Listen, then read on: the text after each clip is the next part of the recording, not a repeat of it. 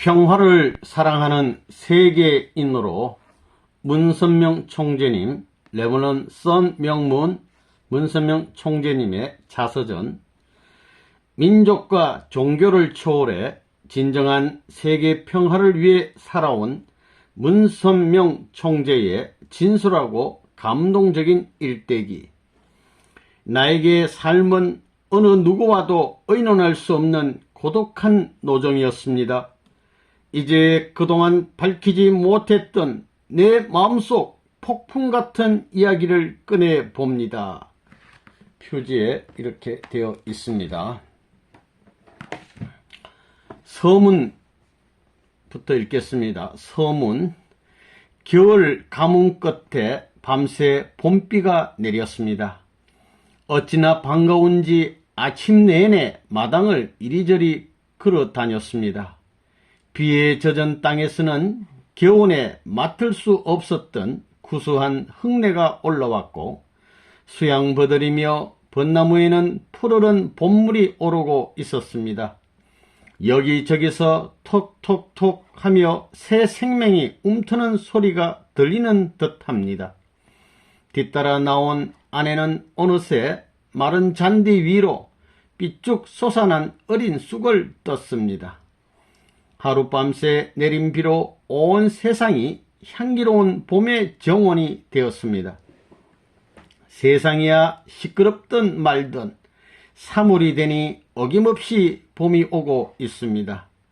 나이 들어갈수록 이렇게 겨울이 지나면 봄이 되고, 봄이 되면 꽃이 만발하는 자연이 더욱 소중해집니다.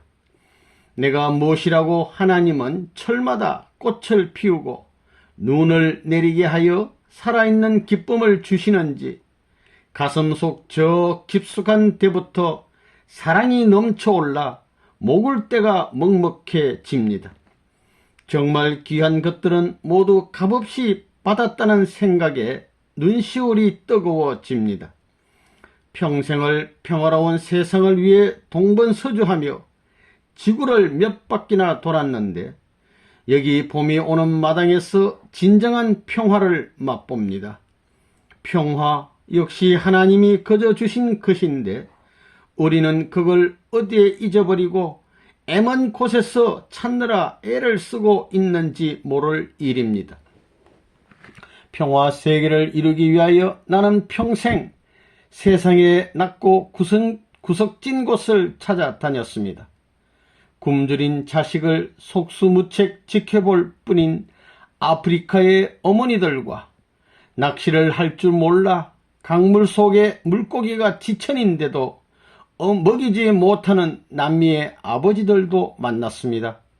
나는 그들에게 먹을 것을 조금 나누어 주었을 뿐인데도 그들은 내게 사랑을 베풀어 주었습니다. 나는 사랑의 힘에 취해 원시름을 일구어 씨를 뿌리고 나무를 베어 학교를 짓고 고기를 잡아 배고픈 아이들을 먹였습니다. 모기에 온몸을 뜯기며 밤새 고기를 잡아도 행복했고, 황토 속에 정강이가 푹푹 빠져도 외로운 이웃들의 얼굴에서 그늘이 사라지는 걸 보는 게 즐거웠습니다. 평화 세계로 가는 지름길을 찾아 정치를 변화시키고 사상을 바꾸는 일에 열중하기도 했습니다. 소련의 고르바초프 대통령을 만나 공산주의와 민주주의의 화해를 시도했고, 북한의 김일성 주석과 만나 한반도의 평화를 담판했습니다. 또 도덕적으로 무너져가는 미국에 가서 청교도 정신을 일깨우는 소방수 노릇을 하며 세계의 분쟁을 막는 일에 골몰했습니다. 이슬람 교도와 유대인의 화합을 위해 테러가 난무하는 팔레스타인에 들어가는 걸 두려워하지 않았으며, 유대교와 이슬람교, 기독교인들 수천 명을 한자리에 모아 화해의 광장을 마련하고 평화 행진을 벌이기도 했습니다. 갈등은 아직도 계속되고 있습니다.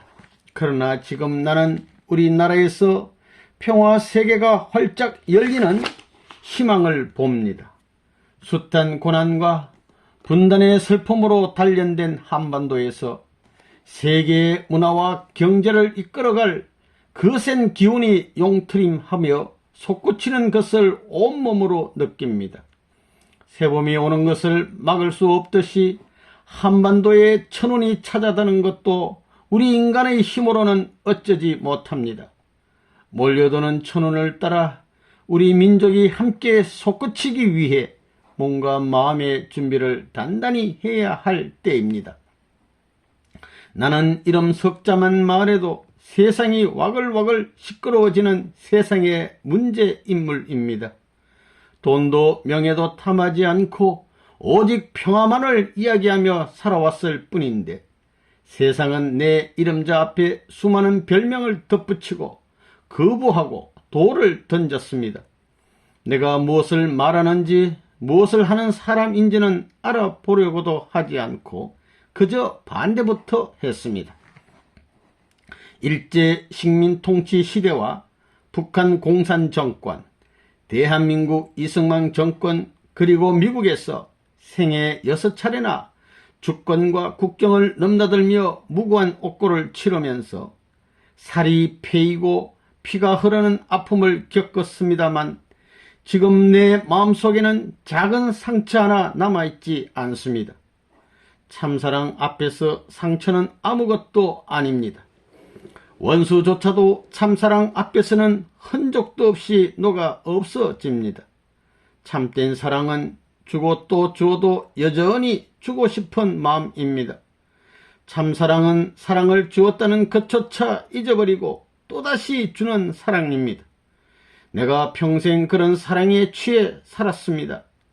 사랑 외에는 다른 어떤 것도 바란 적이 없이 가난한 이웃들과 사랑을 나누는 일에 나를 모두 바쳤습니다. 사랑의 길이 힘들어 눈물이 쏟아지고 무릎이 꺾였어도 인류를 향한 사랑에 바친 마음은 행복했습니다. 지금도 내 안에는 미처 못다 준 사랑이 하나 가득합니다. 그 사랑이 메마른 땅을 적시는 평화의 강물이 되어 세상 끝까지 흐르길 기도하면서 이 책을 세상에 내놓습니다.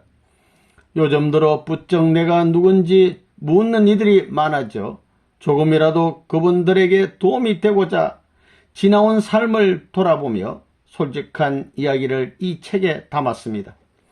책 분량의 한계 때문에 미처 다 드리지 못한 말씀은 다음 기회에 전해드릴 수 있기를 희망합니다. 그동안 나를 믿고 내 곁을 지키며 평생을 함께한 모든 이들에게 그리고 온갖 어려운 고비를 함께 헤쳐온 고마운 한학자 아내에게 무한한 사랑을 보냅니다. 끝으로 이 책이 나오기까지 많은 정성을 쏟아준 김영사의 박은주 사장과 내가 자유롭게 구술하여 복잡했던 내용을 일반 독자들이 이해하기 쉽도록 다듬어 내느라 구슬땀을 흘린 출판사 관계자와 관계자 모두에게 마음으로부터 우러나는 감사의 뜻을 표하고 싶습니다. 2009년 3월 1일 경기도 가평에서 문선명. 차례 1장 발이 사랑이다. 2장 눈물로 채운 마음의 강. 3장 세상에서 가장 배부른 사람. 4장 우리의 무대가 세계인 이유. 5장 참된 가정이 참된 인간을 완성한다. 6장 사랑하면 통일이 됩니다. 7장 한국의 미래, 세계의 미래. 밥이 사랑이다. 1. 아버지 등에 업혀 배운 평화. 나는 평생을 한 가지만 생각하며 살았습니다.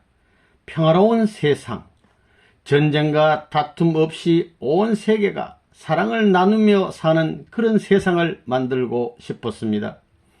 이런 말을 하면 누군가는 아니 어떻게 어려서부터 평화를 생각하며 살았단 말이요 하고 대묻습니다. 평화로운 세계를 꿈꾸는 것이 과연 거창한 일인가요? 내가 태어난 1920년은 일본이 우리나라를 강제로 점령하고 있던 때였습니다. 해방 이후에도 6.25 전쟁과 외환위기 등 힘겨운 혼란을 여러 차례 겪으며 이 땅은 평화와는 거리가 먼 세월을 보내야 했습니다. 이런 아픔과 혼란은 비단 우리나라만의 일은 아니었습니다. 두 차례의 세계대전과 베트남 전쟁, 중동 전쟁 등 세상 사람들은 끊임없이 서로를 미워하며 총을 겨누고 폭탄을 터뜨렸습니다. 살이 찢기고 뼈가 부러지는 환란을 겪는 이들에게 평화란 꿈에서나 그려보던 헛된 것이었는지도 모릅니다. 하지만 평화를 실현하는 것은 결코 어려운 일이 아닙니다. 나를 둘러싼 공기, 자연 환경, 그리고 사람에게서 우리는 쉽게 평화를 구할 수 있습니다. 들판을 내 집처럼 생각하고 살았던 어린 시절, 나는 아침밥 한 그릇을 뚝딱 비우고 뛰쳐나가 온종일 산으로 강으로 쏘다녔습니다. 온갖 새와 동물들이 살고 있는 숲속을 누비며 풀과 열매를 따먹다 보면 온종일 배가 고픈 줄도 몰랐습니다. 어린 마음에도 숲속에서만 들어가면 뭔가 마음이 편안해지는 것을 느꼈습니다. 산에서 뛰놀다 잠이 든 적도 많았습니다. 그럴 때면 아버지께서 숲으로 나를 찾으러 오셨습니다. 용명아, 용명아 하는 아버지의 목소리가 멀리서 들리면 자면서도 웃음이 절로 나게 반가웠습니다. 나의 어릴 적 이름은 용명입니다. 나를 부르는 소리에 얼핏 잠이 깼지만 잠든 척하고 아버지 등에 덥석 엎혀가던 그 기분, 아무 걱정도 없이 마음이 척 놓이는 기분, 그것이 바로 평화였습니다. 그렇게 아버지 등에 엎여 평화를 배웠습니다. 내가 숲을 사랑한 것도 그 안에 세상의 모든 평화가 깃들어 있기 때문입니다. 숲속의 생명들은 싸우지 않습니다. 물론 서로 잡아먹고 잡아먹히지만 그것은 배가 고파 어쩔 수 없이 그러는 것이지 미워서 그러는 것이 아닙니다. 새는 새끼리, 짐승은 짐승끼리, 나무는 나무끼리 서로 미워하는 법이 없습니다. 미움이 없어야 평화가 옵니다. 같은 종끼리 서로 미워하는 것은 사람뿐입니다. 나라가 다르다고 미워하고, 종교가 다르다고 미워하고, 생각이 다르다고 또 미워합니다. 지금까지 나는 200개국에 가까운 나라들을 돌아다녔습니다. 그러나 공항에 내렸을 때 이곳 참 평화롭고 푸근하구나 하고 느낀 나라는 많지 않았습니다. 내전으로 인해 총검을 높이던 군인들이 공항을 감시하며 도로를 폐쇄하고 밤낮없이 총소리가 들리는 곳도 많았습니다. 평화를 이야기하러 간 곳에서 총에 목숨을 잃을 뻔한 적도 한두 번이 아닙니다. 오늘날 우리가 사는 세계는 여전히 크고 작은 분쟁과 갈등이 끊이지 않고 있습니다. 먹을 게 없어 굶주리는 사람이 수천만 명인데 군사비로 쓰이는 돈은 수천조에 이릅니다. 총과 폭탄을 만드는 데 쓰는 돈만 아껴도 그 많은 사람이 배고픈 고통에서 벗어날 수 있을 것입니다. 나는 이념과 종교 때문에 서로를 미워하고 원수로 여기는 나라 사이에 평화의 다리를 놓는 일에 평생을 바쳤습니다. 이슬람교와 기독교가 화합하도록 만남의 자리를 만들어주고 이라크를 사이에 두고 대결하는 소련과 미국의 의견을 조율하고 북한과 남한이 화해하도록 돕기도 했습니다. 돈이나 명예를 바라고 한 일이 아닙니다. 철이 들고부터 지금까지 내 삶의 화두는 단 하나, 세계가 하나 되어 평화롭게 사는 것입니다. 다른 것은 바란 적도 없습니다.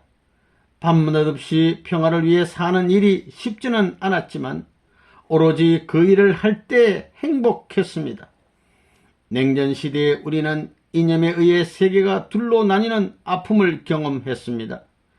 그때는 공산주의만 사라지면 곧 평화가 이루어질 것 같았지만 냉전이 끝난 지금 더 많은 다툼이 생겼습니다. 인종과 종교로 인해 산산조각이 나버렸습니다. 국경을 맞댄 국가끼리 반목하는 것도 모자라 같은 나라 안에서도 인종끼리 나누고 종교로 갈라지고 태어난 지역으로 다시 쪼개집니다. 이렇게 분열된 사람들은 서로가 서로의 원수가 되어 도무지 마음을 열려고 하지 않습니다. 인간의 역사를 돌아볼 때 가장 잔인하고 끔찍한 전쟁은 국가 간의 전쟁이 아니라 인종 간의 전쟁이었습니다. 그것도 종교를 앞세운 인종 간의 전쟁이 가장 참혹합니다. 20세기 최악의 민족 붕괴라고 불리는 보스니아 내전에서는 이슬람 교도의 씨를 말리기 위한 인종 청소가 자행되어 어린이를 포함한 7천여 명의 이슬람 교도들이 학살되었습니다. 뉴욕의 110층짜리 무역센터 건물을 비행기로 들이받아 두 동강 냈던 9.11 테러도 기억할 것입니다. 이 모두가 민족과 종교 간의 분쟁이 초래한 참담한 결과입니다. 지금도 팔레스타인의 가자 지구에서는 이스라엘이 감행한 미사일 공격으로 수백 명의 사람들이 목숨을 잃고 추위와 배고픔, 죽음의 공포 속에 떨고 있습니다. 도대체 무엇을 위해 그렇게 서로를 미워하고 죽이는 것인지 표면적인 이유와 여러 가지이지만 그 내막을 자세히 들여다보면 영락없이 종교가 버티고 있습니다. 서기를 둘러싸고 벌인 걸프전이 그렇고 예루살렘을 차지하려는 이슬람과 이스라엘의 분쟁이 그렇습니다. 이처럼 인종주의가 종교라는 명분을 등에 업을 때 문제는 정말 복잡해집니다. 중세시대에 끝났다고 생각했던 종교 전쟁의 악령이 21세기에도 여전히 우리를 괴롭히고 있습니다. 종교 전쟁이 끊임없이 일어나는 이유는 많은 정치인들이 자신의 이기적인 욕심을 채우려 종교 간의 적대감을 이용하기 때문입니다. 정치적인 목적 앞에서 종교는 방향을 잃고 휘청거립니다. 종교가 가진 본래의 목적을 상실하는 것입니다. 종교는 본래 평화를 위해 존재합니다. 모든 종교는 세계 평화에 대한 책임이 있습니다. 그런데 거꾸로 종교가 분쟁의 원인이 되었으니 개탄할 노릇입니다. 그 추악한 뒷면에는 권력과 자본을 진 검은 정치가 숨어 있습니다. 지도자의 본분은 모름지기 평화를 지키는 것인데 오히려 그 반대가 되어 세계를 대립과 폭력으로 내몰고 있는 것입니다. 지도자의 마음이 올바로 서지 않으면 나라와 민족은 갈 곳을 잃고 헤매게 됩니다. 그들은 자신의 검은 야욕을 채우기 위해 종교와 민족주의를 이용합니다. 종교와 민족주의의 본질은 나쁘지 않지만 세계 공동체에 이바지할 때만 가치가 있습니다. 내 민족과 내 종교만 옳다고 주장하면서 다른 민족과 다른 종교를 무시하고 헐뜯는다면 그 가치를 잃고 맙니다. 내 종교를 주장하느라 남을 짓밟고 남의 종교를 하찮게 여겨서 미움을 쌓고 분쟁을 일으킨다면 그것은 이미 선이 아니기 때문입니다. 내 민족, 내 나라만 옳다는 것도 마찬가지입니다. 서로를 인정하고 도우며 사는 것이 우주의 진리입니다. 하찮은 동물들도 그것을 압니다. 고양이와 개는 서로 앙숙이지만 한 집안에서 같이 키우다 보면 서로의 새끼를 품고 보도보며 친하게 지냅니다. 이는 식물을 봐도 알 수 있습니다. 나무 기둥을 타고 올라가는 칡능쿨은 나무의 줄기에 기대어 자랍니다. 그래도 나무는 너는 왜 나를 감고 올라가느냐고 칡능쿨을 탓하지 않습니다. 서로 위해주면서 같이 사는 것이 바로 우주의 원리입니다. 이 원리를 벗어나면 반드시 멸망하게 됩니다. 지금처럼 민족끼리, 종교끼리 서로 헐뜯고 싸우는 일이 계속된다면 인류에게 미래는 없습니다. 끊임없는 테러와 전쟁으로 어느 날 먼지처럼 소멸되고 말 것입니다. 그렇지만 희망이 아주 없는 건 아닙니다. 희망은 분명히 있습니다. 나는 그 희망의 끈을 놓지 않고 평생을 평화를 꿈꾸며 살아왔습니다. 나의 바람은 세상을 겹겹이 에워싼 담장과 울타리를 깨끗이 헐어버리고 하나 되는 세상을 만드는 것입니다. 종교의 담장을 허물고 인종의 울타리를 넘어서 부자와 빈자의 틈을 메운 뒤 태초에 하나님이 지으셨던 평화로운 세상을 복원하는 것입니다. 배고픈 사람도 없고 눈물 흘리는 사람도 없는 세상 말입니다. 희망이 없는 세계, 사랑이 부족한 세상을 치유하려면 우리는 다시 어린 시절의 순수한 마음으로 돌아가야 합니다. 더 많이 가지려는 욕심에서 벗어나 인류의 아름다운 본성을 회복하는 길은 어린 시절 아버지 등 옆에서 배운 평화의 원리와 사랑의 숨결을 되살리는 데 있습니다. 사람들에게 밥을 먹이는 기쁨. 나는 눈이 아주 작습니다. 어쩌나 작은지 어머니는 나를 낳으시고는 우리 아기 눈이 있나 없나 하며 일부러 눈을 벌러 보셨다고 합니다. 그러자 갓 태어난 내가 눈을 깜빡깜빡해서 어머나 우리 아가 눈이 있기는 있구나 하며 기뻐하셨답니다. 그렇게 눈이 작았던 탓에 어려서는 오산집 조금눈이라고 불렀습니다. 그래도 눈이 작아 볼품없다는 얘기는 별로 들어보지 못했습니다. 오히려 관상을 좀 볼 줄 아는 이들은 내 작은 눈에 종교 지도자의 기질이 들어있다고 합니다.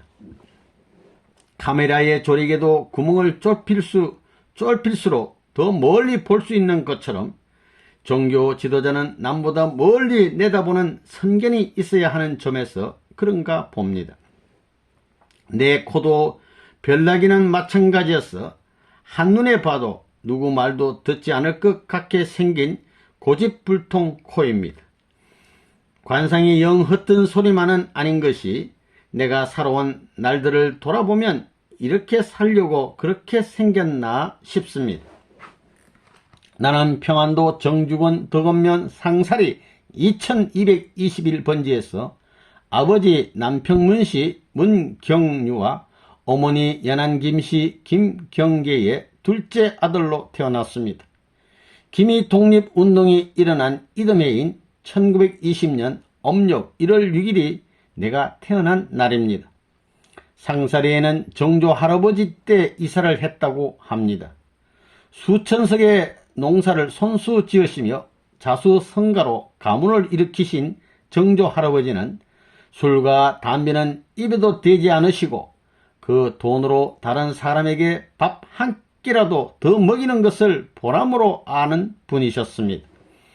돌아가실 때는 팔도강산 사람에게 밥을 먹이면 팔도강산에서 축복이 몰려든다는 유언을 남기셨습니다. 그래서 우리 집 사랑방은 사람들로 늘 북적거렸습니다. 우리 동네 넘어 사람들까지도 아무 동네 문시댁에 가면 밥을 거저 준다는 것을 모두 알 정도였습니다. 어머니는 그 고단한 수발을 척척 해내면서 불평 한번 하지 않으셨습니다. 잠시도 쉬는 법이 없을 만큼 부지런하셨던 정조 할아버지는 틈틈이 집신을 삼아 장에 내다 파셨고 늙어서는 후대에 우리 자손이 잘되게 해 주십시오 하고 빌면서 오리를 여러 마리 사서는 놓아주시곤 했습니다. 또 사랑방에 한문 선생을 들여 동네 청년들에게 글을 무료로 가르치셨습니다. 그래서 마을 사람들은 정조 할아버지에게 선옥이라는 호를 지어주고 우리 집을 일컬어 복받을 집이라고 불렀습니다. 하지만 정조 할아버지가 돌아가시고 내가 자랄 적에는 그 많던 재산이 모두 날아가고 그저 밥술이나 먹고 살 정도였습니다. 그래도 밥 먹이는 가풍만은 여전해서 식구들이 먹을 밥이 없어도 남을 먼저 먹였습니다. 그 덕분에 내가 그런 말을 떼자마자 배운 것이 바로 남에게 밥을 먹이는 일이었습니다. 일제강점기 시절 만주로 피난을 떠나던 이들이 지나던 길목이 평안북도 선천이었는데 우리 집이 바로 선천으로 가는 큰 길가에 있었습니다. 집도 땅도 모두 일본인들에게 빼앗기고 살 길을 찾아 만주로 향하던 사람들이 우리 집 앞을 지나갔습니다. 어머니는 집 앞을 지나가는 팔도 사람들에게 언제든 밥을 해서 먹이셨습니다. 거지가 밥을 달라고 하는데 어머니가 냉큼 밥을 내가지 않으면 할아버지가 먼저 당신 밥상을 번쩍 들고 나가셨습니다. 그런 집안에 태어나서인지 나도 평생 밥 먹이는 일에 매달려 살았습니다. 내게는 사람들에게 밥을 먹이는 일이 다른 무엇보다 귀하고 소중합니다. 내가 밥을 먹을 때 밥을 못 먹는 사람이 있으면 마음이 아프고 목이 메여 숟가락질 하던 손이 그냥 멈춰버립니다. 11살 때였습니다. 섣달 금음날이 다가와 마을 전체가 떡을 하느라 분주한데 형편이 어려워 밥을 굶는 이웃이 있었습니다. 나는 그 사람들의 얼굴이 눈에 선하여 온종일 집안을 뺑뺑 돌며 어찌할까 고민을 하다가 결국 쌀 한 마를 쥐고 뛰쳐나갔습니다. 식구들 몰래 쌀자루를 내가느라 자루에 새끼줄 하나 엮어맬 겨를도 없었습니다. 그래도 어깨에 쌀자루를 짊어진 채 힘든 줄도 모르고 가파른 산비탈길을 20리길이나 껑충껑충 뛰었습니다. 배고픈 사람들을 배불리 먹을 생각을 하니 기분이 좋아 가슴이 벌렁벌렁 풀무지를 해댔습니다. 우리 집 옆에는 연자방앗간이 있었습니다. 방앗간 안에 있는 불사라기가 밖으로 새 나가지 않게끔 사방을 잘 둘러막아 겨울에도 우풍이 없이 꽤 훈훈했습니다. 어쩌다 집안의 아궁이에서 숯불이라도 얻어다 피우면 온돌방보다 더 따뜻했습니다. 팔도를 떠돌아다니며 구걸을 하는 거지들 중에는 우리 집 연자방앗간에 틀을 잡고 겨울을 나는 이들이 여럿 있었습니다. 나는 그 거지들이 들려주는 바깥 세상 이야기가 재미나서 걸핏하면 연자방앗간으로 찾아 들었습니다. 어머니는 아들이 친구 삼은 거지의 밥까지 같이 차려서 방앗간으로 밥상을 가져오셨습니다. 내 숟가락 너 숟가락도 없이 밥 한 그릇을 같이 떠먹고 담요 한 장을 나눠 덮으며 함께 겨울을 보냈습니다. 한겨울이 지나고 봄이 되어 그들이 멀리 떠나고 나면 그들이 돌아올 다음 겨울이 기다려지곤 했습니다. 몸이 헐벗었다고 해서 마음까지 헐벗는 건 아닙니다. 그들에게는 분명 따뜻한 사랑이 있었습니다. 나는 그들에게 밥을 주었고 그들은 내게 사랑을 나눠 주었습니다. 그들이 가르쳐준 깊은 우정과 따뜻한 사랑은 오늘날까지도 내게 큰 힘이 되고 있습니다. 세계를 돌며 가난과 배고픔에 고통받는 어린이들을 볼 때마다 남들에게 밥을 먹이는데 조금도 아낌이 없으셨던 할아버지의 모습을 떠올립니다. 모든 이의 친구가 되어 나는 마음에 정한 것이 있으면 당장 실행에 옮겨야지 그러지 못하면 잠을 못 잤습니다. 어쩔 수 없이 날이 밝기를 기다려야 되면 밤새도록 잠도 못 자고 담벼락을 긁어댔습니다. 하도 긁어대 담벼락이 다 흘고 밤새 흙부스러기가 수북하게 쌓일 정도였습니다. 억울한 일이 있으면 밤에 잠을 자다 말고 뛰쳐나가 그 애를 불러내 한바탕 싸움을 벌이기도 했으니 이런 아들을 키우느라 우리 부모님도 마음고생 꽤나 하셨습니다. 특히 잘못된 행동을 보아 넘기지 못해 마치 동네 해결사라도 되는 것처럼 아이들 싸우는 데는 모두 끼어들어 시시비비를 가려주고 잘못한 아이에게 호통을 치곤 했습니다. 한 번은 동네에서 제멋대로 행포를 부리는 아이의 할아버지를 찾아가 할아버지, 댁의 손자가 이러이러한 잘못을 했으니 단속 좀 해주세요 라고 당차게 충고를 한 적도 있었습니다. 행동은 거칠어 보였지만 실상 나는 정이 많은 아이였습니다. 늦게까지 할아버지의 빈 젖을 만지며 할머니의 빈 젖을 만지며 잠들기를 좋아했는데 할머니도 나의 이런 어리광을 내치지 않으셨습니다. 시집간 누나네 집에 놀러가서 사돈 어른을 붙들고 떡 해달라, 닭 잡아달라고 쫄랐는데 또 미움을 받지 않은 것은 내 마음속에 따뜻한 정이 있다는 것을 어른들이 아셨기 때문입니다. 특히 나는 동물을 돌보는 일에 유별났습니다. 집 앞 나무에 둥지를 튼 새들이 물을 먹을 수 있도록 웅덩이도 만들어주고 곳간에서 좁쌀을 가져와 마당에 훌훌 뿌려주기도 했습니다. 처음에는 사람이 접근하면 도망가던 새들도 밥 주는 사람이 사랑을 주는 사람이란 걸 알아봤는지 언젠가부터는 나를 보고도 도망가지 않았습니다. 한 번은 물고기를 길러볼 요량으로 고기를 잡아다 웅덩이에 넣어두었습니다. 먹이도 한 줌 넣어주었는데 이튿날 일어나 보니 다 죽어 있었습니다. 잘 키우고 싶었는데 힘없이 물에 떠오른 모습을 보니 얼마나 기가 막힌지 온종일 운 적도 있습니다. 아버지는 양봉을 수백 통이나 하셨습니다. 커다란 벌통에 벌집의 기초가 되는 원판 소초를 촘촘히 박아 놓으면 거기에 벌들이 밀을 물어다가 둥지를 털고 꿀을 저장합니다. 호기심 많던 나는 벌들이 집 짓는 것을 구경하려고 벌통 한가운데 얼굴을 들밀었다가 벌들에 쏘여 얼굴이 맷방석만하게 부풀어 오른 적도 있습니다. 벌통의 원판을 내 멋대로 빼돌려 크게 야단을 맞은 일도 있었습니다. 벌이 집을 다 지으면 아버지는 원판을 모아 켜켜이 쌓아 두었는데 그 원판에는 벌들이 만들어 놓은 밀랍이 묻어 있어 기름 대신 불을 켤 수도 있었습니다. 그런데 내가 그 비싼 원판을 웬가당 댕가당 진이겨서는 석유가 없어 불을 못 켜는 집에 촛불이라도 켜라며 나눠준 것입니다. 그렇게 제멋대로 인심을 쓰다가 아버지한테 정말로 혼쭐이 났습니다. 12살 때 일이었습니다.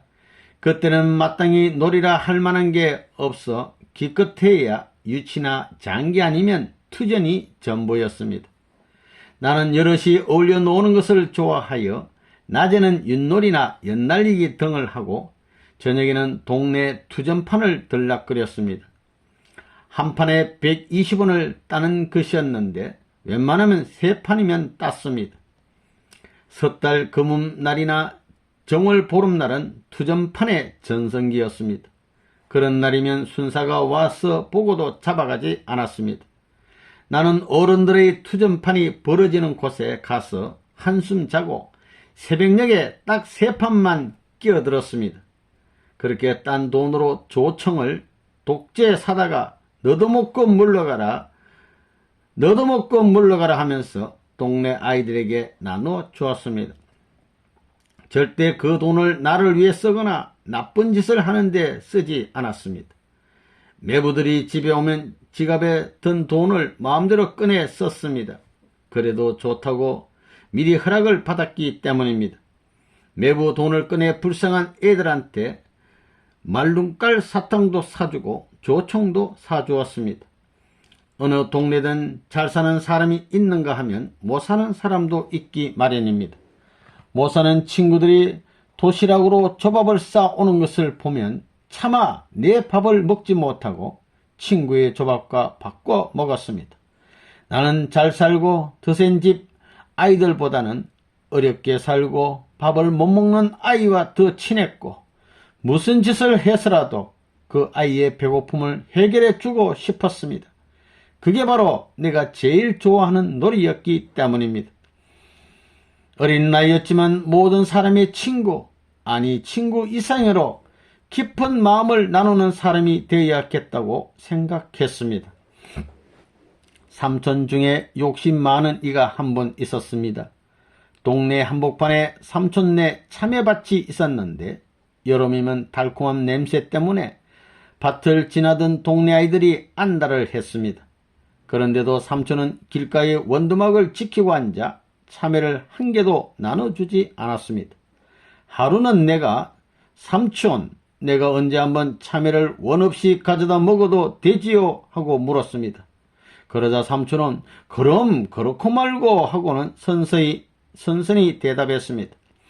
나는 참외 먹고 싶은 애들은 포대자루 하나씩 들고 밤 12시에 우리 집 앞으로 모두 모여라 하고는 아이들을 불러 모았습니다.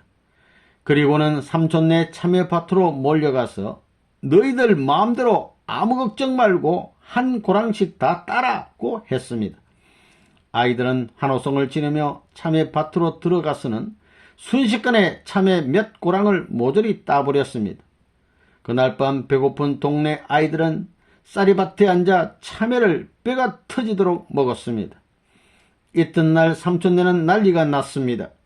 벌집을 수수 놓은 듯한 삼촌 댁을 찾아갔더니 삼촌은 나를 보자마자 이놈 네가 한 짓이냐, 참외 농사를 헛속으로 만든 게 바로 너놈이냔 말이야 하며 펄펄 뛰셨습니다. 나는 삼촌이 뭐라고 야단을 쳐도 기죽지 않고 삼촌 원 없이 먹어도 된다고 하셨잖아요. 동네 아이들이 참외를 먹고 싶어하는 그 마음이 바로 내 마음이에요. 먹고 싶어하는 아이들한테 참외 한 개씩 나눠줘야겠어요. 절대로 안 줘야 되겠어요. 하고 따져 물었습니다. 그러자 화가 나서 펄펄 뛰던 삼촌도 그래 너가 옳다 하며 물러서고 말았습니다. 내 인생의 분명한 나침판. 우리 본가는 전라도 나주 옆에 있는 남평입니다. 문정홀 정조할아버지는 문성학 고조할아버지가 낳으신 삼형제 중 셋째 아드님이셨습니다. 그 정조할아버지가 또 치국, 신국, 윤국의 삼형제를 낳으셨는데 우리 할아버지가 맏이셨습니다. 할아버지는 학교도 안 다니고 서당에도 가신 적이 없는 일자무식이었지만 듣기만 하고도 삼국지를 모두 외울 정도로 집중력이 대단한 분이셨습니다. 삼국지만이 아닙니다. 누가 흥미로운 이야기를 해주면 그것을 모두 외워서 줄줄 읊으셨습니다. 무엇이든 한 번만 들으면 다 기억하셨습니다. 할아버지를 닮아 아버지도 400쪽이 넘는 찬송가를 모두 외워서 부르셨습니다. 할아버지는 무조건 베풀며 살라는 정조 할아버지의 유언을 잘 따르셨습니다만 재산을 지키지는 못하셨습니다. 셋째인 윤국 작은 할아버지가 집안 재산을 저당 잡혀 몽땅 날리셨기 때문입니다. 그 후 집안 식구들의 고생은 이만저만이 아니었습니다. 우리 할아버지나 아버지는 한 번도 윤국 할아버지를 원망하지 않으셨습니다. 윤국 할아버지가 노름하느라고 재산을 없앤 것이 아니기 때문입니다. 윤국 할아버지가 저당을 잡혀가며 빌린 돈은 모두 상하이 임시정부로 전해졌습니다. 당시 7만원이면 상당히 큰 돈이었는데 윤국 할아버지는 그 돈을 독립운동 자금으로 틀어 넣으셨습니다. 윤국 할아버지는 평양신학교를 졸업한 목사로 영어와 한학에 능한 인텔리였습니다. 덕읍면의 덕흥교회를 비롯해서 세 군데 교회의 담임 목사를 지낸 윤국 할아버지는 최남선 선생동과 더불어 기미 독립선언문을 기한했지만 기독교 대표 16인 중에 덕흥교회 사람이 셋이나 되자 민족대표 자리에서 스스로 물러나셨습니다. 그러자 오산학교 설립의 뜻을 같이 했던 남강 이성훈 선생은 윤국 할아버지의 두 손을 잡고 눈물을 흘리며 만약의 경우 거사에 실패하면 후사를 맡아달라고 당부했다고 합니다. 고향으로 돌아온 윤국 할아버지는 만세를 부르며 거리로 쏟아져 나온 사람들에게 태극기 수만 장을 인쇄하여 나눠 주었습니다. 그리고 그해 3월 8일에 정주건 오산학교 교장과 교원, 학생 2,000여 명, 각 교회 신도 3,000여 명, 주민 4,000여 명과 협하여 I4 면사무소 뒷산에서 독립만세 시위를 주도하다가 체포되셨습니다. 할아버지는 2년형을 선고받고 어주 감옥에서 옥고를 치르다가 이듬해 특사로 출감했지만 일본 경찰들의 박해가 심하여 한 곳에 머무르지 못하고 여러 곳으로 피신을 다녔었습니다.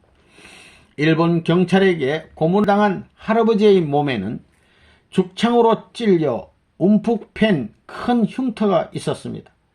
시퍼렇게 날이 선 죽창으로 두 다리와 옆구리를 찔리는 고문을 당하면서도 윤국 할아버지는 끝끝내 굽히지 않으셨다고 합니다. 모진 고문에도 도통 말을 잘 안 들으니 독립운동만 안 하면 군수 자리라도 주겠다는 해유도 받으셨습니다.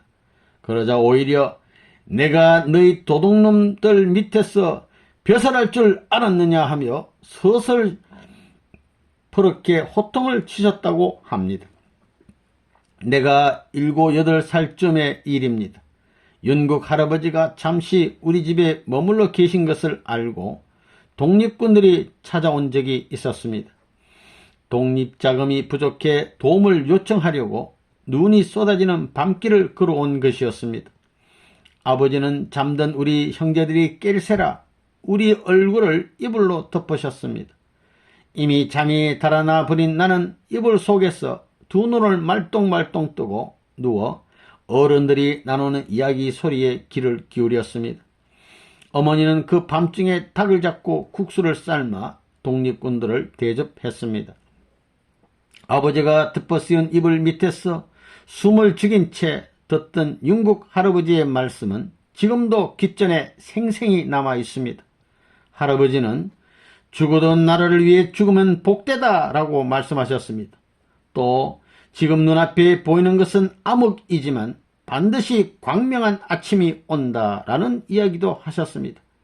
고문의 후유증으로 늘 몸이 불편하셨지만 목소리만은 쩌렁쩌렁 하셨지요. 저렇게 훌륭한 할아버지가 왜 감옥에 가야 하나? 일본보다 우리가 더 힘이 세면 그럴 일이 없을 텐데 하며 안타까워하던 심정도 잊히지 않습니다. 일본 경찰의 괴롭힘을 피해 객지를 떠놀다 연락이 끊어졌던 윤국 할아버지의 소식을 다시 듣게 된 것은 1965년 서울에서였습니다. 사촌 동생의 꿈에 나타나셔서는 내가 강원도 정선 땅에 묻혀 있노라 라고 하셨답니다. 꿈속에서 받은 주소를 찾아가 보니 할아버지는 이미 9년 전에 작고하시고 그 자리엔 잡초가 무성한 무덤만 덩그러니 남아 있었습니다. 나는 윤국 할아버지의 시신을 거두어 경기도 파주로 이장해 모셨습니다. 광복 이후 공산당들이 목사들과 독립운동가들을 가리지 않고 마구 죽이는 일이 있었습니다. 윤국 할아버지는 행여 식구들에게 폐가 될세라 공산당을 피해 38선을 넘어 정선으로 향하셨는데 우리 식구들은 그 사실을 까맣게 모르고 있었습니다. 첩첩산골인 정선에서 붓을 팔아 연명하시다가 나중에는 서당을 세우고 한문을 가르치셨다고 합니다. 윤국 할아버지에게 한문을 배웠던 제자들 말에 의하면 평소에 적극적으로 한시를 즐겨 쓰셨다고 합니다. 그렇게 쓰신 시를 제자들이 모아놓은 것이 130여수나 되었습니다. 남북평화 10년 전에 북쪽 고향을 떠나 월남했노라. 요수 같은 세월이 나의 흰 머리를 재촉하네. 북쪽 고향으로 돌아가려 해도 어찌 갈 수 있으랴. 타향에 잠시 머물고자 한 것이 오래 머물게 되었노라. 고향 갈포 홑옷을 길게 입으니 여름 된 줄 알겠고 비단 부채 흔들면서 이내 가을 닥칠 일을 걱정하네. 남북 사이에 평화가 올 날이 이제 멀지 않았으니 처마 밑에서 기다리는 아이들아 너무 근심 말아라. 식구들을 잃어버리고 산설고 물선 정선 땅에 살면서도 영국 할아버지의 마음은 나라 걱정에 매여 있었습니다. 할아버지는 또 애당초 뜻을 세우며 스스로 높은 것을 기약하고 사욕일랑 트럭끝만치도 용납하지 않아야 한다. 시구도 남겼습니다. 영국 할아버지께서 독립운동을 하신 행적은 뒤늦게 정부 당국의 인정을 받아 1977년과 1990년에 대통령 표창과 건국 훈장이 추서되었습니다. 숱한 시련 속에서도 나라 사랑하는 마음을 일념으로 삼았던 할아버지의 마음이 그대로 녹아있는 시구를 지금도 종종 엎조립니다. 요즘 나이가 들어갈수록 영국 할아버지의 생각이 점점 더 납니다. 나라 걱정하시던 그분의 마음이 절절히 내 마음을 파고듭니다. 나는 영국 할아버지가 직접 가설을 붙여 지으신 대한지리가를 우리 식구들에게 모두 가르쳐 주었습니다. 백두산부터 한라산까지 한 곡조 부르고 나면 속이 다 후련해지는 맛에 요즘도 우리 식구들하고 즐겨 부르곤 합니다. 대한지리가.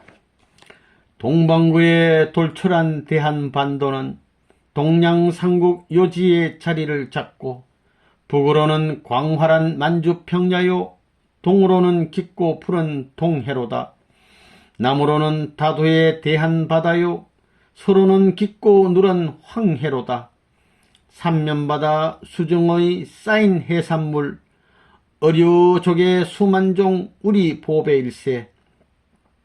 북극단에 종립한 주종 백두산, 압록두만 두 이대강의 수원이 되고 동서분류 양해에 주입을 하여 진화 소련 경계가 완연하도다. 반도 중앙 강원도에 빛난 금강산, 세계공원 그 이름은 대한의 자랑. 남방창에 우뚝 솟은 제주 한라산, 왕래하는 고깃배의 목표 아닌가. 대한, 대동, 한강, 건강, 전주 4대 평야는 3천만민 동포의 의식보고요. 운산, 순안, 개천, 재령 4대 광산은 우리 대한 광채에 있는 지중보물일세. 경성, 평양, 대구, 개성 4대 도시는 우리 대한 광채에 있는 지중도시일세. 부산, 원산, 목표, 인천 4대 항구는 내외국 무역선의 집중지일세. 대경성을 심정으로 뻗친 철도선, 경의, 경부 2대 간선 연락이 되고 강원, 경원, 호남, 양지선 남북에 뻗쳐 삼천리 강산 주유 넉넉하도다. 역조의 변천을 말하는 고적, 당군기자 2000년의 건도지 평양, 고려 시조 태조 왕건 송도 개성과 이조 조선 500년의 시황지 경성, 2000년의 문명을 빛낸 신라, 박역 끝의 시조천 명업지 경주, 산수 풍경 절성한 충청, 부여는 백제 초왕 온조의 창조 고적지, 미래를 개척할 대한 남아야 문명의 파도는 3회를 친다. 한촌 산업 평민의 머리를 씻어 미래의 세계로 맹진을 하세. 한다면 하는 하루 우리 고집쟁이. 아버지는 돈을 빌려주고 떼일 줄은 알아도 받아올 줄은 모르는 사람이었습니다. 하지만 빚을 얻어 쓰고서 갖기로 한 약속은 소를 팔고 집안 기둥을 뽑아 팔아서라도 반드시 지키는 분이었습니다. 아버지는 늘 작은 꾀로 진리를 움직이지 못한다. 참이란 작은 꾀의 지배를 받지 않는다. 꾀로 이룬 것은 몇 년 못 가 드러난다고 말씀하셨습니다. 풍채가 좋으셨던 아버지는 벼슴을 쥐고 청계를 성큼성큼 올라가실 만큼 힘이 장사였습니다. 내가 90살이 되도록 세계를 돌아다니며 활동할 수 있는 것은 아버지에게서 물려받은 체력 덕분입니다. 찬송가 중에서 저 높은 곳을 향하여를 즐겨 부르시던 어머니도 대단한 여장부셨습니다. 이마랑 머리가 두리두리 하셨던 모습만이 아니라 곱고 괄괄한 성격도 그대로 닮아 나 또한 고집이 대단하니 그 어머니의 그 아들인 셈입니다. 어릴 적 내 별명은 하루우리입니다. 한번 울기 시작하면 온종일 울어야 끝이 나서 붙여진 별명입니다. 한번 울음을 터뜨리면 무슨 큰 일이나 난 것처럼 크게 울어 잠자던 사람들이 다 깨어나 봐야 할 정도였다고 합니다. 가만히 앉아서 운 것도 아닙니다.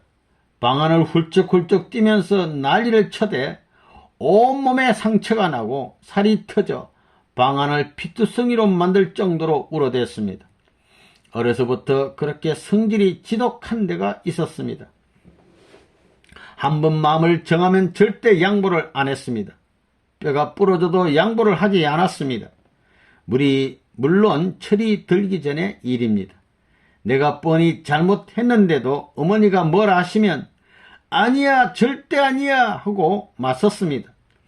잘못했다고 한마디만 될 걸 죽어도 그 말을 입 밖에 내지 않았습니다. 그런데 우리 어머니도 성격도 대단하셨습니다. 어디 부모가 대답하려는데 안 하는 거야며 들이패셨지요. 한 번은 얼마나 맞았는지 기절을 해서 나가 떨어졌습니다. 그런데도 나는 항복하지 않았습니다. 그러자 어머니가 내 앞에 엉엉 우셨습니다.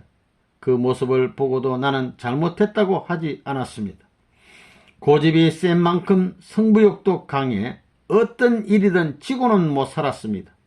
오죽하면 오산집 쪼끔눈이 그놈 한번 한다면 하는 놈이다 라고 동네 어른들이 다 인정할 정도였습니다.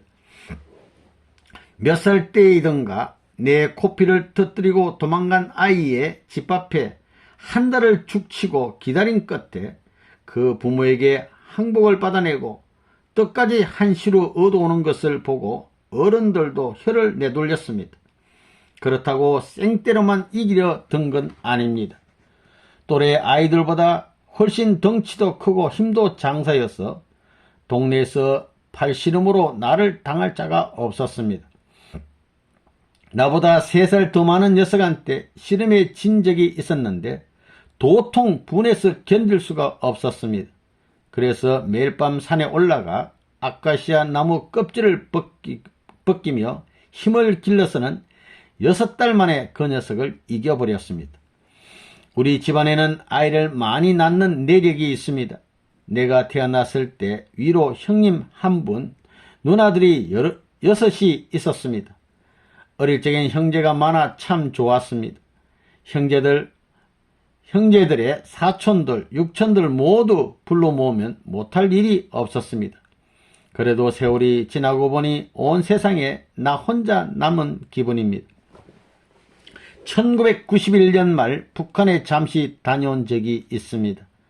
떠나온 지 48년 만에 고향을 가보니 그 많던 형제와 어머니는 이미 돌아가셨고 누님과 여동생 한 사람만 살아 있었습니다. 어릴 적 어머니처럼 나를 위해주던 누님은 7순이 넘은 할머니가 되어 있었고 겉으로 귀엽던 여동생도 이미 60이 넘어 얼굴에 주름이 가득했습니다. 어릴 적에 그 여동생을 참 많이 놀려댔습니다. 효선아, 너 신랑감은 한쪽 눈이 째보다 하고 달아나면 뭐라고 오빠가 그걸 어떻게 알아 하며 쫓아와서 조그만 주먹으로 내 등을 콩콩 때리곤 했습니다. 18 되던 해에 효선이는 이모뻘 되는 아주머니의 중매로 선을 보았습니다. 그날 아침 일찍 일어나 머리를 곱게 빗고 분단장을 예쁘게 한 효선이는 집 안팎을 청소하며 신랑감 될 사람을 기다렸습니다. 효선아, 너 그렇게 시집이 가고 싶냐? 하고 놀리자 분발한 얼굴이 빨갛게 물들던 모습이 참 고왔습니다. 북한을 다녀온 지 10년도 훨씬 더 지난 지금은 나를 보고 그렇게나 슬게 우시던 누님도 돌아가시고 여동생 혼자 남아있다고 하니 어쩌나 애달픈지 내 마음이 다 녹아버리는 듯합니다. 손재주가 좋았던 나는 양말이나 옷 같은 걸 내 손으로 직접 짜 입었습니다. 추워지면 뭐다도 쓱쓱쓱 떠서 썼고요. 여자들보다도 솜씨가 좋아 우리 누나들한테도 뜨개질을 가르쳐주고 효선이 목도리도 내가 짜 주었습니다. 곰발바닥처럼 크고 두터운 손으로 바느질하기도 좋아해서 속옷도 내가 만들어 입었습니다. 통광목을 갖다 놓고 반을 척 접어 본을 뜨고 마름질을 한 다음 바느질하면 나한테 딱 맞게 만들어 줬습니다. 어머니 버선도 그렇게 만들어 드렸더니 어머니가 이야 우리 둘째가 장난삼아 하는 줄 알았더니 엄마 발에 딱 맞는구나 하고 좋아하셨습니다. 효선이 말고도 그 밑에 동생이 넷이나 더 있었습니다. 어머니는 13명의 형제를 낳으셨지만 5자식을 먼저 보냈었습니다. 그러니 어머니의 속이 시커멓게 타버리셨을 겁니다.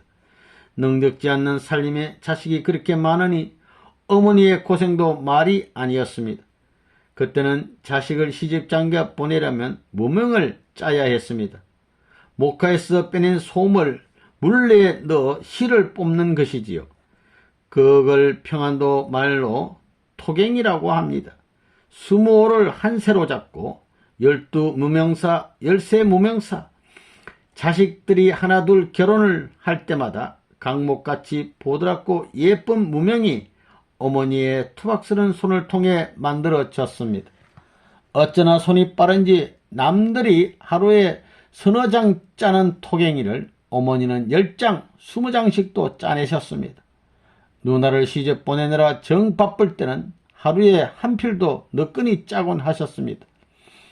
맘만 먹으면 어떤 일이든 후다닥 해버리는 어머니의 급한 성격을 꼭 닮아 나도 무엇이든 무슨 일이든 후다닥 잘 합니다. 지금도 그렇지만 어린 시절부터 나는 아무 음식이나 잘 먹었습니다. 옥수수도 잘 먹고 생오이도 잘 먹고 생감자, 날콩도 잘 먹었습니다. 20리 밖에 있는 외갓집 밭에 덩굴이 뻗어나가는 것이 있어서 무엇이냐고 물어보니 지과라고 했습니다. 그 동네에서는 고구마를 지과라고 불렀습니다. 캐서 쪄주어 먹어보니 얼마나 감칠맛이 나든지 고구마를 소쿠리째 가져다 놓고는 혼자서 다 먹었습니다. 다음해부터는 고구마 철만 되면 사흘이 멀다고 외갓집으로 달려갔습니다. 엄마 나 잠깐 어디 좀 다녀올게요 하고는 20리길을 단숨에 달려가 고구마를 먹고 오곤 했습니다. 고향에는 5월에 감자고개가 있었습니다. 겨울에 감자만 먹다가 봄이 되어 보리추수를 하는 때가 바로 감자고개입니다. 요즘같이 먹기 좋은 납작보리가 아니고 통보리쌀이었지만 그래도 좋았습니다. 통보리를 이틀 정도 물에 불렸다가 밥을 하면 숟가락으로 꾹꾹 눌러서 떠도 밥알이 모래알처럼 흩어졌습니다. 그걸 뻘건 고추장에 비벼 한 입 집어넣으면 보리가 이 사이로 자꾸 빠져나왔습니다. 그래서 입을 꼭 다물고 우물우물 먹던 기억이 납니다. 청개구리도 많이 잡아 먹었습니다. 옛날 시골에서는 아이들이 홍역을 앓거나 병에 걸려 얼굴이 홀쭉해지면 청개구리를 먹었습니다. 넓적다리에 살이 피둥피둥 오른 커다란 청개구리를 서너 마리 잡아다 호박잎에 싸서 구우면 시루에 찐 것처럼 말랑말랑하면서 참 맛이 있습니다. 맛으로 치면 참새고기, 꽁고기도 빠지지 않습니다. 덤북덤북하며 벌판을 날아다니던 뜸묵새는 물론이고 알록달록 어여쁜 산새알도 많이 구워 먹었습니다. 이렇게 자연에는 하나님이 주신 먹을거리가 지천이라는 걸 산으로 들로 쏘다니며 알아갔습니다. 소를 사랑하면 소가 보인다. 눈에 보이는 것은 모두 알고 넘어가야만 직성이 풀리는 성격인 탓에 뭐라도 대충대충 넘어가는 법이 없었습니다. 저 산은 이름이 무엇일까? 저 산에는 무엇이 있을까라는 궁금증이 생기면 반드시 가봐야 했습니다. 어린 나이도 동네방네 20리 안팎에 있는 산꼭대기란 산꼭대기는 모두 올라가 봤습니다. 그 너머까지도 안 가본 곳이 없습니다. 그래야 아침 햇빛 비치는 그곳에 무엇이 있다는 것이 머릿속에 그려져 마음 편히 바라보지 모르는 곳은 바라보기도 싫었습니다. 내 눈에 보이는 것, 그 너머에 있는 것들을 모두 알지 않으면 마음이 불편해서 견딜 수가 없었습니다. 그러니 산에 다니면서 안 만져본 꽃이며 나무가 없습니다. 눈으로만 보는 건 성에 차지 않아 꽃이건 나무건 만져보고 냄새를 맡아보고 입에 넣어 씹어봤습니다. 그런데 그 향기와 촉감, 맛이 너무 좋았어 온종일 수풀에 코를 박고 있으라고 해도 싫지 않았습니다. 그렇게 자연이 좋으니 밖에만 나가면 집에 가는 것도 잊어버리고 산과 들을 쏘다녔습니다. 해가 지고 날이 어둑어둑해져도 무서운 줄 몰랐습니다. 누나들이 산나무를 캐러 갈 때면 내가 앞장서서 산에 올라 산나무를 뜯었습니다. 덕분에 맛 좋고 영양가 있는 나물도 종류별로 줄줄이 깨고 있었습니다. 그 중에서도 쌈박이를 좋아했는데 양념장에 묻혀서 고추장 비빔밥에 넣어 먹으면 맛이 일품입니다. 쌈박이를 먹을 때는 입에 넣고 숨을 딱 멈춰야 합니다.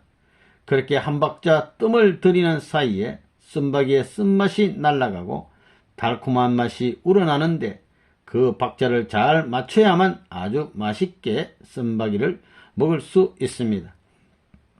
나무 타기도 좋아해서 우리 집에 있던 200년 된 커다란 밤나무를 주로 오르내렸습니다. 멀리 동구 밖까지 시원하게 딱 트인 전망이 얼마나 좋았는지 꼭대기에 올라가면 내려올 줄을 몰랐습니다. 때로 한밤중까지 올라가 있으면 바로 손 위에 누나가 잠도 자지 않고 쫓아나와 위험하다며 난리를 쳤습니다. 용명아, 제발 내려와라. 밤 늦었는데 이제 들어와서 자야지. 졸리면 여기서 자면 되지. 누나가 뭐라 해도 나는 밤나무 가지에 앉아 꿈쩍도 안 했습니다. 그러면 나를 지키다 화가 난 누나가 야 원숭이 빨리 내려와 하고는 소리를 질렀습니다. 아무도 내가 원숭이 뛰어서 그렇게 나무 타기를 좋아했는지도 모릅니다. 밤나무에 밤송이가 주렁주렁 매달리면 부러진 나뭇가지로 밤송이를 툭툭 건드리며 뛰어다녔습니다.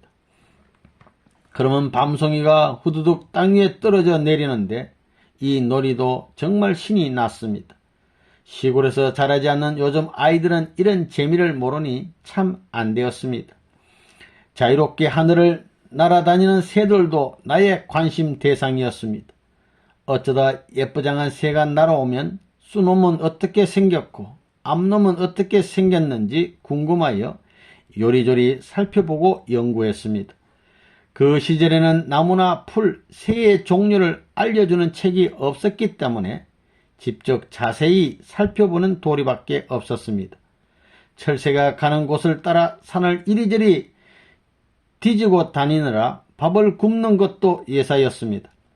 한 번은 까치가 어떻게 알을 낳는지가 하도 궁금하여 아침 저녁으로 까치집이 있는 나무를 오르내렸습니다. 그렇게 매일같이 나무에 오르내리니 정말로 알을 낳는 것도 보게 되고 까치와도 친구가 되었습니다. 까깍까깍 까치도 처음에는 나만 보면 죽겠다고 깍깍거리며 야단을 치더니 나중엔 가만히 있었습니다. 주변의 풀벌레도 내 친구였습니다. 해마다 늦여름이면 내 방 앞의 감나무 꼭대기에서 쓰라름이가 울었습니다. 여름 내내 맹맹거리며 귀 따갑게 울어대던 매미 소리가 뚝 끊기고 쓰라름이가 울기 시작하면 얼마나 고마운지 모릅니다. 이제 곧 무더운 여름이 끝나고 시원한 가을이 온다는 소식을 전하는 울음이기 때문입니다. 쓰르르르 그렇게 쓰라름이가 울 때마다 나는 감나무를 올려다보며 생각했습니다. 기왕에 울 거면 그렇게 높은 데서 울어야 동네 사람들이 다 듣고 좋아하지. 구덩이에 들어가 울면 누가 알게 뭐람. 그런데 알고 보니 매미도 쓰라름이도 모두 사랑을 하기 위해서 우는 것이었습니다.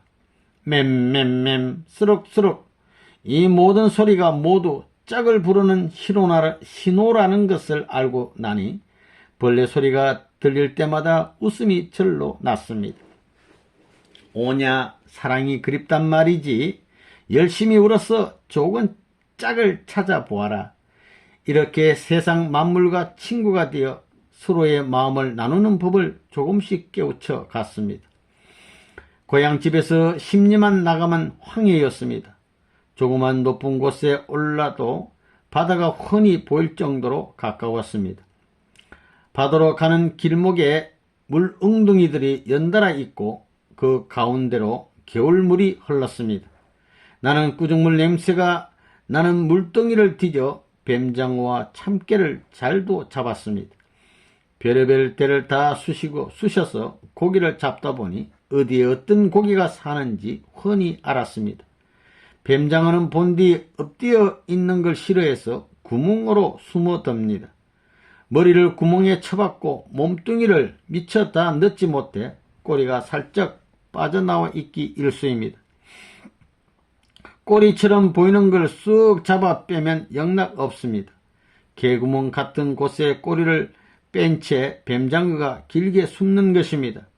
집에 손님이 오셔서 뱀장어 찜이 먹고 싶다 하면 15리길을 내쳐 달려가 뱀장어 1마리씩 잡아온 건 일도 아니었습니다. 여름방학이 되면 하루에 뱀장어 40마리 이상씩은 맨날 잡아왔으니까요. 내가 유일하게 싫어한 일이 있었는데 바로 소를 먹이는 일이었습니다. 아버지가 소를 먹이라고 하시면 건너 동네 들판에 소를 메어놓고는 달아나 버렸습니다. 한참을 달아나다 걱정이 되어 돌아보면 소는 여전히 그 자리에 매여 있습니다. 반나절이 지나도 자기를 먹여줄 사람이 나오지 않으면 소는 엄매하고 울었습니다. 멀리서 소 울음소리가 들리면 내 마음이 짠해 저놈의 소 저거 하고 애가 탔습니다. 배고프다며 나를 찾는 울음소리를 모른 척 하려니 내 마음이 오죽했겠습니까? 그래도 저녁 늦게 찾아가면 화를 내며 자기 뿔로 나를 받아 넘기지 않고 반가워했습니다. 그런 소를 볼 때마다 사람도 큰 뜻 앞에서는 소 같아야 한다고 생각했습니다. 우직하게 때를 기다리면 좋은 일을 만나게 되는 것입니다. 우리 집에는 내가 참 사랑하던 개가 있었습니다. 어찌나 영리한지 학교에서 돌아올 때쯤이면 집 밖 멀리까지 마중을 나왔습니다. 나를 보고 반가워하면 늘 오른손으로 만져줬더니 내 왼편으로 왔다가도 쓱 돌아와 오른편으로 와서 얼굴을 비벼댔습니다. 그러면 나는 오른손으로 얼굴을 쓱쓱 만져주고 등을 쓸어 주었습니다.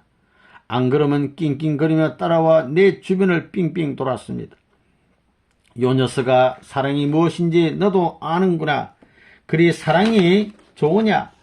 동물들도 사랑을 다 압니다. 암탉이 뿅아리를 까기 위해 알을 품고 있는 것을 본 적이 있습니까? 알을 품은 암탉은 눈을 심각하게 뜨고 누가 가까이 오지 못하도록 제 발을 구르면서 온종일 앉아 있습니다. 암탉이 싫어하는 줄 뻔히 알면서도 나는 닭장을 수시로 들락거렸습니다. 내가 닭장에 들어가면 암탉은 성이 나서 목을 꼿꼿이 세우고 노려봅니다. 그럼 나도 물러서지 않고 암탉을 노려봅니다. 하지만 하도 닭장을 드나들자 나중에는 암탉도 나를 아예 못 본 척 했습니다. 하지만 알을 지키느라 발톱을 길게 내밀고 신경을 곤두세웠지요. 한 번쯤 휑하니 날아서 나를 쪼아버릴 법도 한데 알 때문에 그 자리를 떠나지 못하고 애만 태웠습니다. 일부러 암탉 가까이 가서 깃털을 건드려도 끔찍도 안 합니다. 배의 털이 다 빠지도록 지키고 앉아 뿅아리를 탄생시킵니다. 그렇게 사랑으로 단단히 뭉쳐있으니 알을 품은 암탉의 권위는 수탉도 마음대로 못합니다. 천하의 누구라도 건드리기만 해봐라. 가만 안 둔다 하는 천하의 대왕 직권을 갖고 있는 것입니다. 암탉이 알을 품고 지키는 게 사랑이듯 돼지가 새끼 낳는 것도 사랑입니다. 돼지가 새끼 낳는 것도 따라다니며 지켜보았습니다. 어미 돼지가 쿵 하고 힘을 주면 새끼 돼지가 미끌 떨어지고 또 꿍 하고 힘을 주면 또 한 마리가 미끌하고 나왔습니다. 고양이도 개도 마찬가지입니다. 눈도 못 뜬 새끼들이 하고 세상에 나오면 얼마나 기쁜지 웃음이 절로 났습니다. 그렇지만 동물들의 죽음을 보는 일은 참으로 안타까웠습니다. 동네에서 조금 떨어진 곳에 도살장이 있었습니다.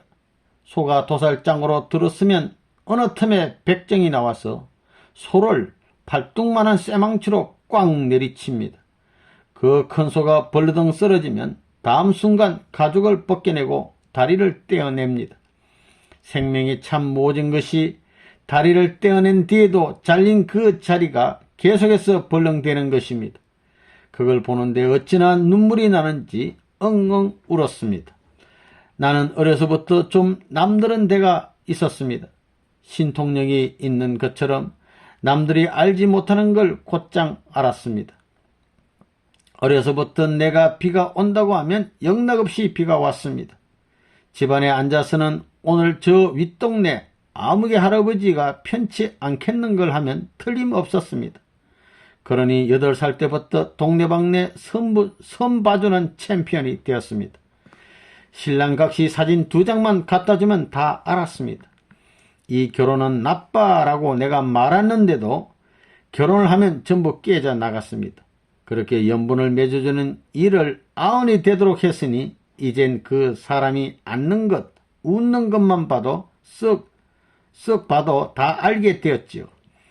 지금 누나가 뭘 하는지도 골똘히 생각해보면 다 알 수 있었습니다. 정신을 모으고 집중해보면 다 보였습니다.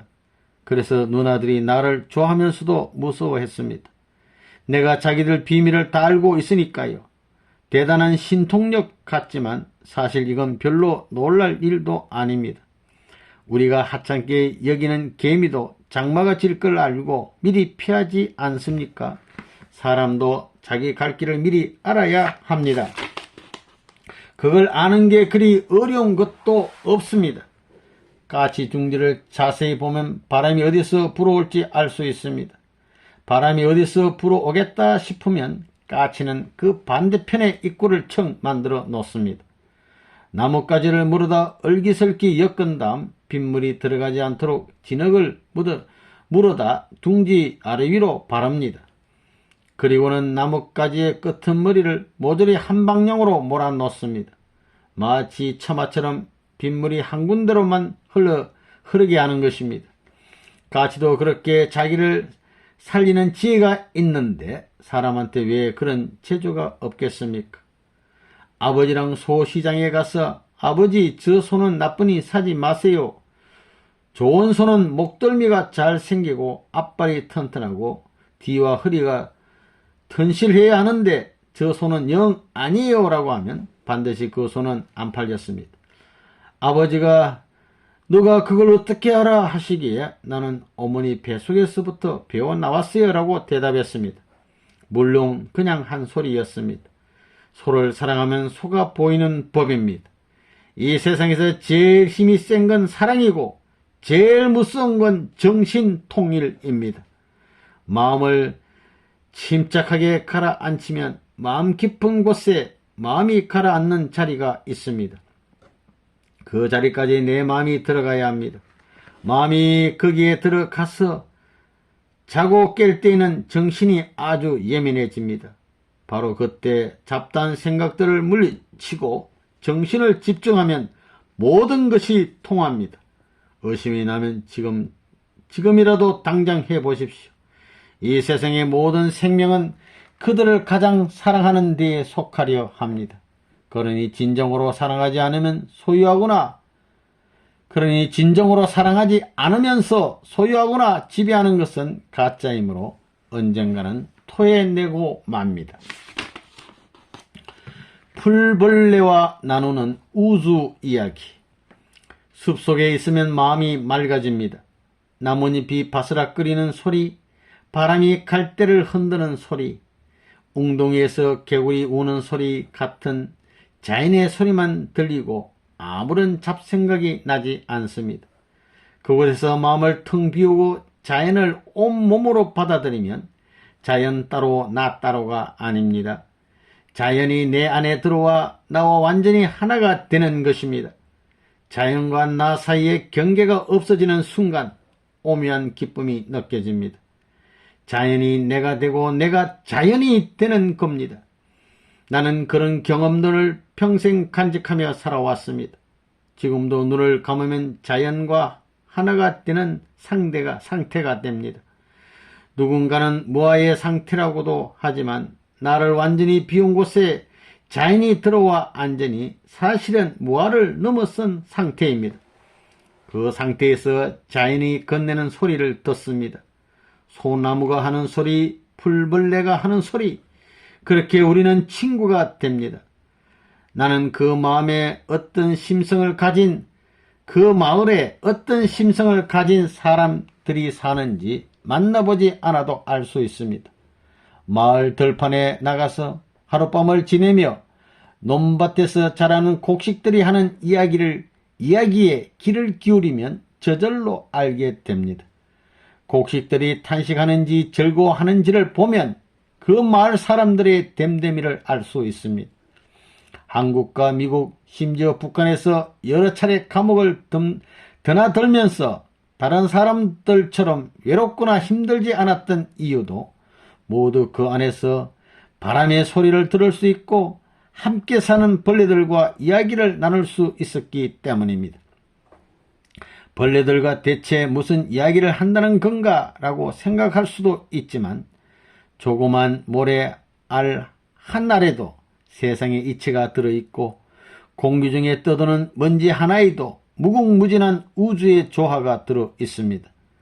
우리 곁에 존재하는 모든 것은 상상할 수 없을 정도의 복합적인 힘이 결합해 탄생한 것입니다. 또 그 힘들은 서로 밀접한 인연을 맺고 있습니다. 대우주의 모든 존재물은 무엇 하나 하나님의 심정 밖에서 잉태된 것이 없습니다. 나뭇잎 하나가 흔들리는 것에서도 우주의 숨결이 담겨 있는 것입니다. 나는 어려서부터 산으로 들로 뛰어다니며 자연의 소리와 교감하는 귀중한 능력을 선물 받았습니다. 자연은 모두가 하나의 하모니를 이루어 위대하고 아름다운 소리를 만들어냅니다. 누구 하나도 튀지지 않고 무시하지도 않으면서 절정의 조화를 이루는 것입니다. 자연은 내가 어려움에 처할 때마다 나를 위로해주고 절망에 넘어질 때마다 나를 일으켜 세웠습니다. 대도시에 사는 요즘의 아이들은 자연과 친해질 기회조차 없지만 감성을 일깨우는 일은 지식을 기르는 것보다 중요합니다. 자연을 느낄 가슴이 없고 감성이 메마른 아이들에게 대학 교육을 시킨들 무엇이 달라지겠습니까? 기껏해야 여기저기 널린 지식을 쌓아 개인주의자가 될 뿐이며 물질을 숭배하는 물신론자들만 만들어낼 뿐입니다. 봄비는 소곤소곤 내리고 가을비는 후두둑 내리는 그 차이를 느낄 수 있어야 합니다. 자연과의 교감을 즐길 줄 아는 사람이라야 올바른 인격을 갖추었다고 할 수 있습니다. 길가에 핀 민들레 한 포기가 천하의 황금보다 귀합니다. 자연을 사랑하고 또 사람을 사랑할 줄 아는 마음을 갖추어야 합니다. 자연을 사랑하지 못하고 사람을 사랑하지 못하는 사람은 하나님을 사랑할 수 없습니다. 하나님이 지으신 만물은 그분을 나타내는 상징적 존재이고 사람은 하나님을 닮은 실체적 존재입니다. 만물을 사랑할 줄 아는 사람만이 하나님을 사랑할 수 있습니다. 일본인들은 어서 일본으로 돌아가시오.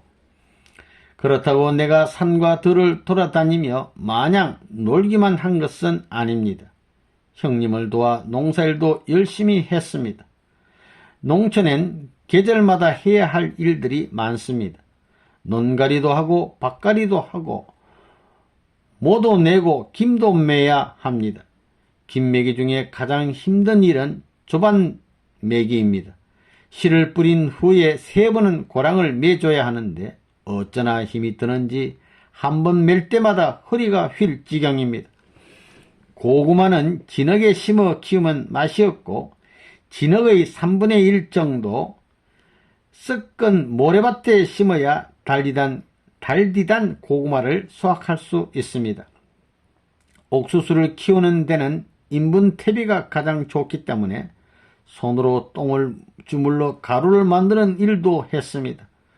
농사일을 돕다 보니 어떻게 해야 콩이 잘 되는지 옥수수가 잘 되는지 어느 흙에 콩을 심어야 하고 팥을 심어야 하는지 저절로 알게 되었습니다. 나는 농사꾼 중에 농사꾼입니다. 평안도는 기독교 문물이 먼저 들어온 곳이라 1930년대, 1940년대에 이미 농지가 반듯하게 정리되어 있었습니다. 모를 심을 때는 한 장대에 12칸씩 사이를 두어 표시를 하고 2사람이 6줄씩 옮기면서 심었습니다. 나중에 남한에 와 보니까 줄을 쳐놓고 한 줄에 수십 명씩 들어가 첨벙첨벙 왔다갔다 하며 모를 심는데 참 답답해 보였습니다. 발을 2뼘 너머로 벌리고 서서 재빨리 모를 심는 것이 내가 농사철에 모만 심어주고도 학비 정도는 너끈히 벌었을 수 있는 비결이었습니다. 10살이 되자 아버지가 나를 동네 글방에 보냈습니다. 글방에서는 하루에 책 한 장만 떼면 됐습니다. 집중하여 30분 만에 외우고는 훈장님 앞에 서서 조잘조잘 얽으면 그날 공부는 끝입니다. 정신나절 늙은 훈장님이 낮잠에 빠지면 글방을 나와 산으로 들로 돌아다녔습니다. 산에 가는 날이 늘어날수록 뜯어먹는 게 어디에 있는지 점점 더 많이 알게 되고 그럴수록 점점 더 먹을 게 많아져 그걸로 끼니를 해결했습니다. 그러니 점심이 뭐 필요하고 저녁이 뭐 필요합니까? 그때부터 나는 집에서 점심을 따로 안 먹고 살았습니다.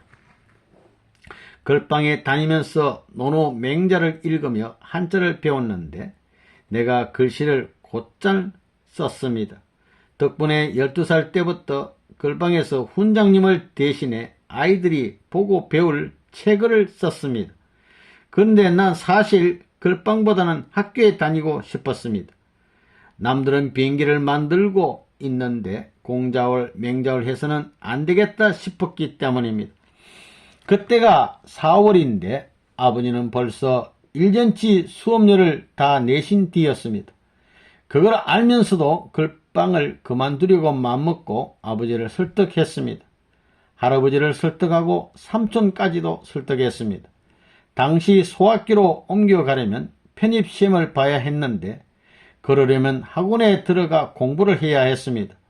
나는 사촌 동생까지 충동질해서 원봉 학원에 들어가 소학교에 편입할 공부를 시작했습니다. 14살이 되던 이듬해 편입시험을 치고 오산학교 3학년에 들어갔습니다. 남들보다 늦었지만 공부를 잘해서 5학년으로 월반도 했습니다. 오산학교는 집에서 20리나 떨어져 있었지만 하루도 빠지지 않고 정확한 시간에 걸어 다녔습니다.